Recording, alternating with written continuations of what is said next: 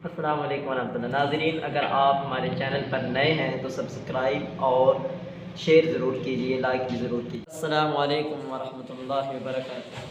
محترم ناظرین، آج میں ایک سوال کا جواب دینا چاہتا ہوں۔ سوال کرتے ہیں اکثر ساتھی، اور اس بات میں اکثر لوگ کنفیوز بھی ہیں کہ کیا آدمی پسند کی شادی کر سکتا ہے یا نہیں کر سکتا۔ دیکھیے، پہلی بات تو یہ ہے کہ دین اسلام ایک مکمل ضابطہ حیات ہے، ہر موڑ پہ ہماری رہنمائی کرتا ہے، ہر جگہ، وہ چاہے معاشرتی ہو، معاشی ہو یا دینی ہو، سیاسی ہو، تمام معاملات میں دین ہماری رہنمائی کرتا ہے۔ ہمارا کیا حال ہے؟ ہم نے صرف دین کو عبادات اور رسومات تک محدود کر دیا ہے، تو یہ بات درست نہیں ہے۔ تو دیکھیے، آدمی اپنی پسند کی شادی کر سکتا ہے۔ دین اسلام میں اس کی بالکل بڑی واضح تعلیمات موجود ہے۔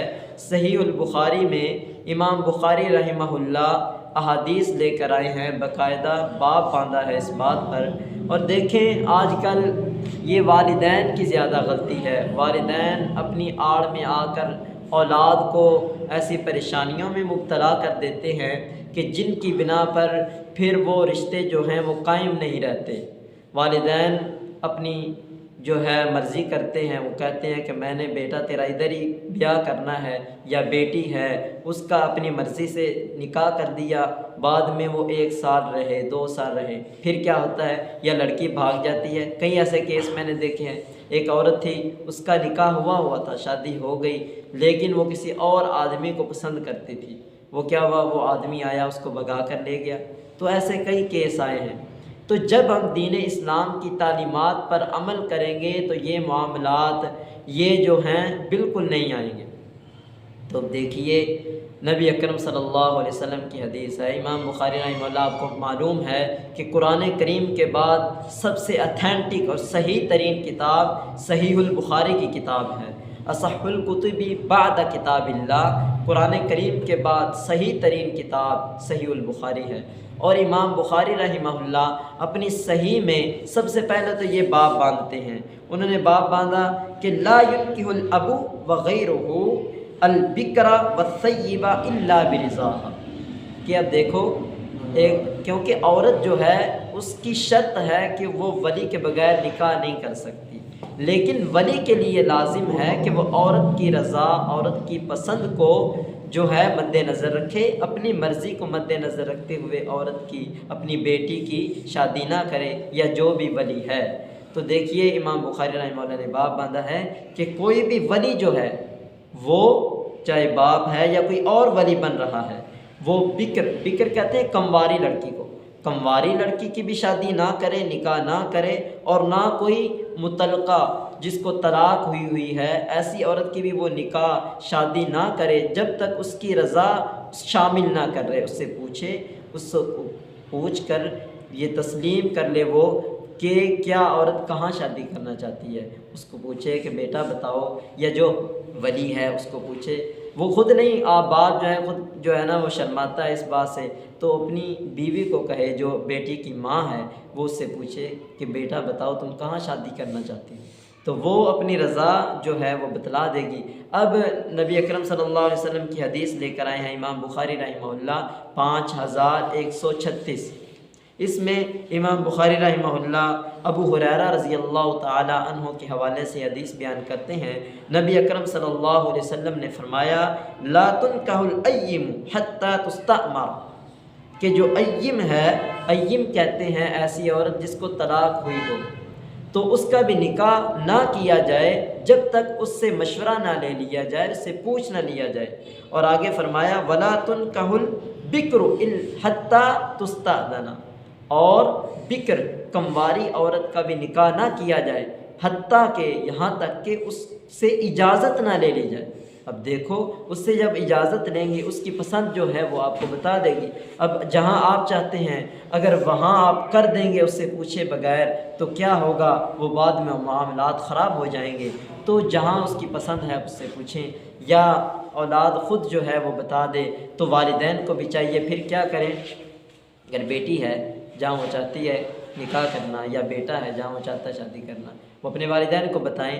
اب والدین پھر کیا کریں، جا کر وہاں دیکھیں لڑکا کیسا ہے، یا لڑکے والے لڑکی کو جا کر دیکھیں وہ کیسی ہے، اس کے جو ہیں کیا کیا معاملات ہیں، اس کی کیا کوالیفیکیشن ہے، کیا اس کا میرٹ ہے، یہ چیزیں دیکھ کر، کیونکہ آج کل ہم زیادہ دیکھتے ہیں مال کو۔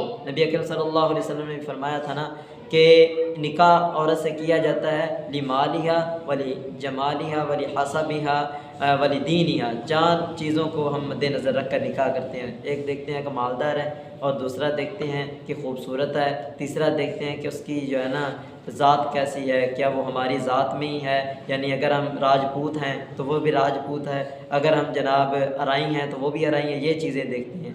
اور آخر میں دین کو آخر میں ہم نے رکھ دیا، لیکن آپ نے فرمایا کہ دین کو پہلے رکھو۔ اگر وہ دیندار ہے تو اسے نکاح کر دو، چاہے وہ غریب ہے، چاہے اس کا جو رنگ ہے وہ اتنا خوبصورت نہیں بھی۔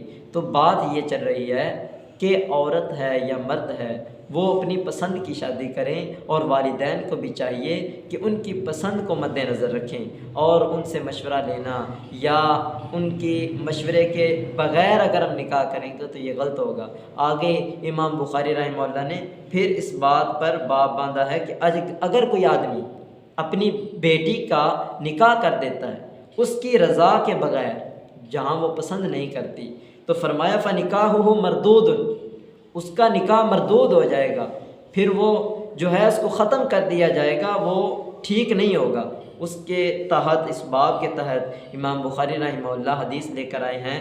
صحیح البخاری کی حدیث نمبر ہے 5138 38۔